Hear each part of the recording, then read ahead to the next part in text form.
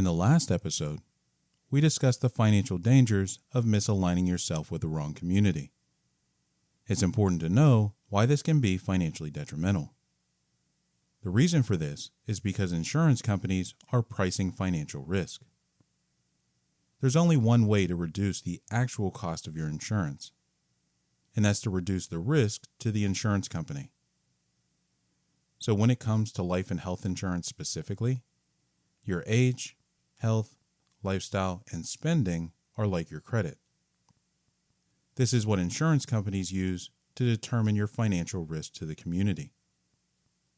More importantly, how likely you are to access the Community Emergency Fund. In fact, this works the same way as your financial credit works when obtaining a loan. For instance, take buying a home. The best time to buy a home is when your credit score is high because you represent a low financial risk to the mortgage company. If you wait until you miss a bunch of payments and your credit score is low, you're going to pay more money for that loan, or the loan might be denied altogether. The same applies to insurance, which is priced based on risk.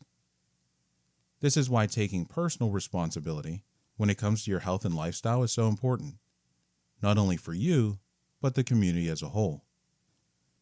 For instance, the two main drivers of healthcare and insurance costs in America are smoking and obesity. These are the top two reasons people pay significantly more or are denied when it comes to insurance. And here's why.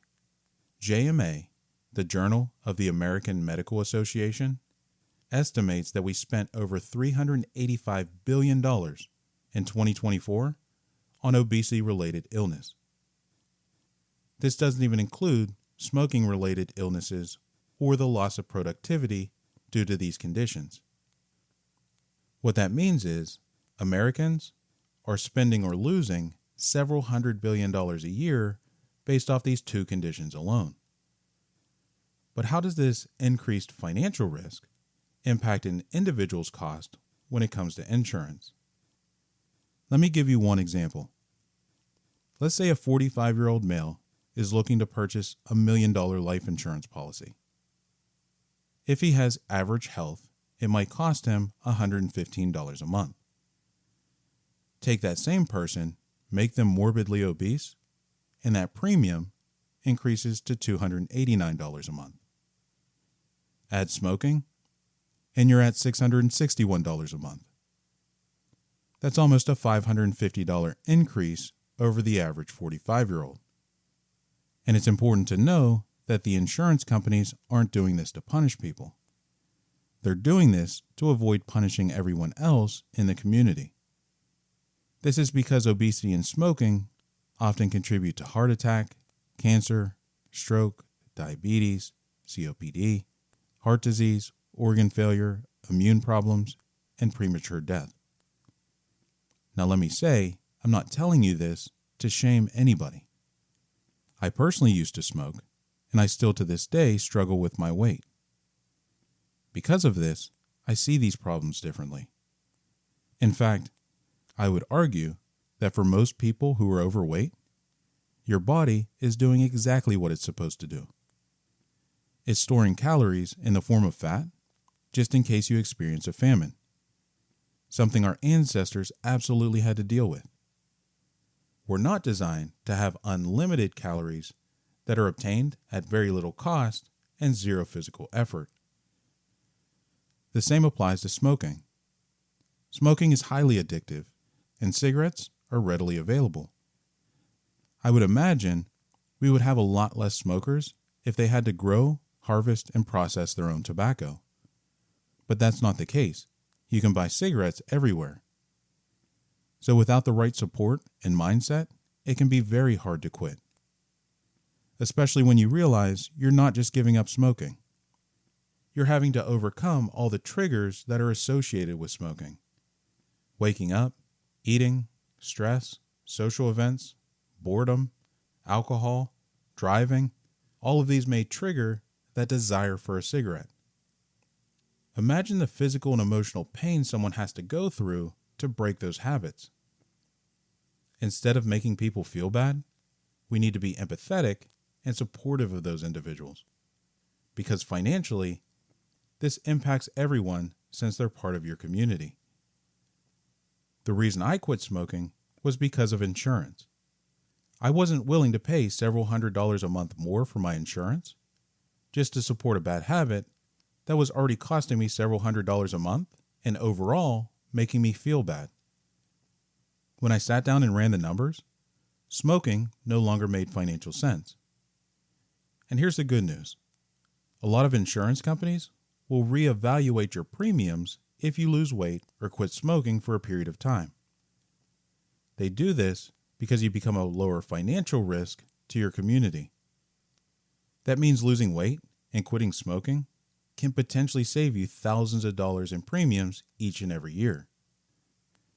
Knowing this, I want my podcast to be a catalyst for this type of change. If you visit communitymovementpodcast.com, I've included a ton of resources that can give you access to high quality, low cost healthcare that can save you a fortune.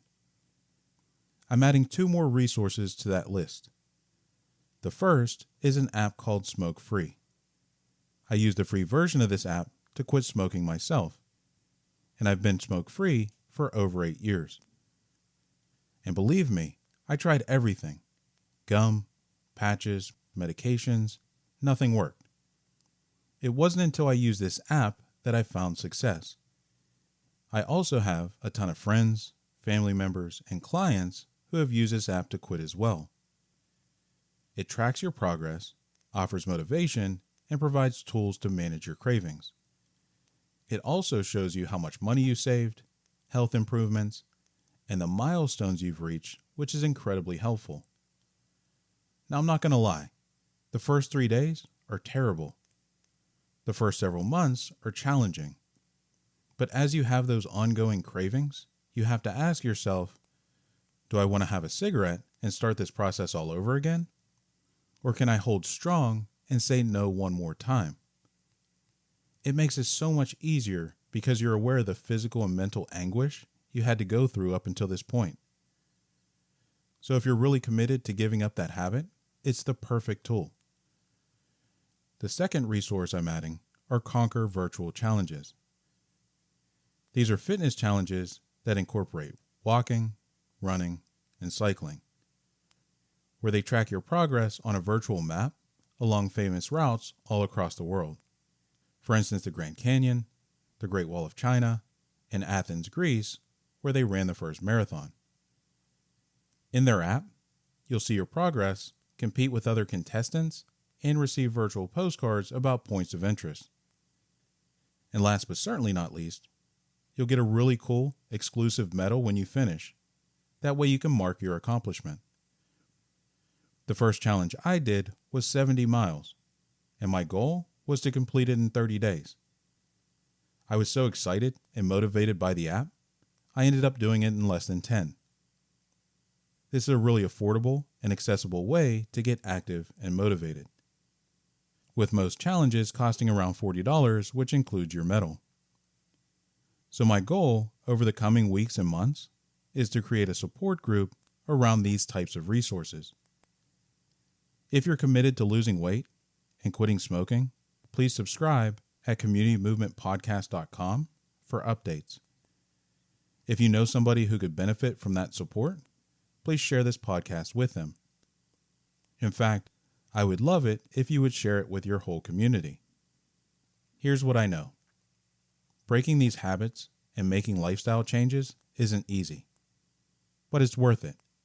It's worth it for the money you'll save, the years you'll gain back, and the positive impact you'll have on the people around you. Every step you take towards better health is a step towards reducing your risk and lifting the financial burden for everyone. That's the power of community. Together, we can take small steps that lead to massive change. And who knows, maybe one day we'll look back and say, this was the moment we started building a healthier, stronger, more financially secure community. I hope you'll join me in this mission. Visit communitymovementpodcast.com to subscribe for updates. Thank you for listening, and we'll see you in the next episode.